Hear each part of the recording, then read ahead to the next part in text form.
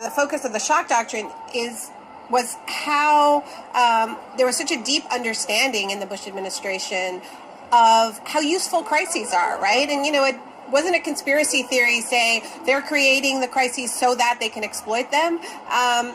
Mostly they're just opportunists, right?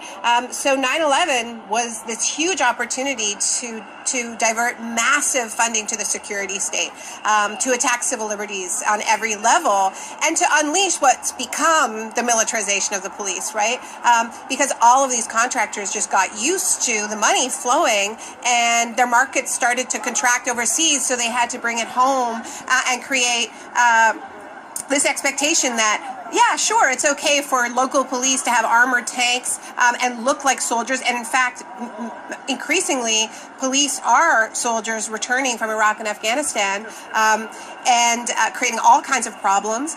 And also the surveillance infrastructure, right? So we're still living with that. I mean, it's not like there's like one chapter and that it stops, right? I mean, there is this huge continuity, and this is a big part of Obama's legacy is the tools that he has left for the Trump administration in terms of how heavily militarized the police are, the ability of the NSA to place us all under surveillance, and the normalization of all of that.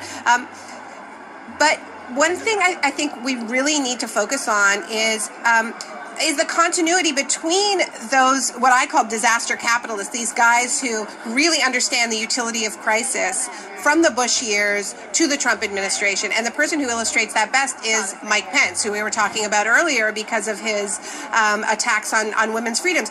He is the guy who, when Katrina hit New Orleans, was chair of the Republican Study Committee and held this notorious meeting, the minutes of which were leaked to the Wall Street Journal, where there were all these Republican lawmakers, all these think tank honchos from Cato. It was held at the Heritage Foundation, where they came up with a plan for how to exploit Hurricane Katrina to privatize all of New Orleans, to demolish public housing, to shut down the public schools, replace them with charter schools. And, they did so much of it, right?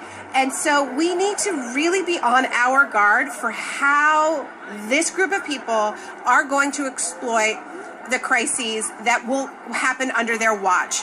And they're doing everything possible to increase the chances of many shocks, right? Whether it's blowback from their reckless foreign policy, whether it is economic shocks because they're deregulating the financial sector and the housing sector further, thanks to the gang from Goldman that's running the show, or whether it's the kind of climate shocks that come when you act as if climate change isn't real. And that's what Katrina was, right? Heavy weather intersecting with a weak and neglected public sphere.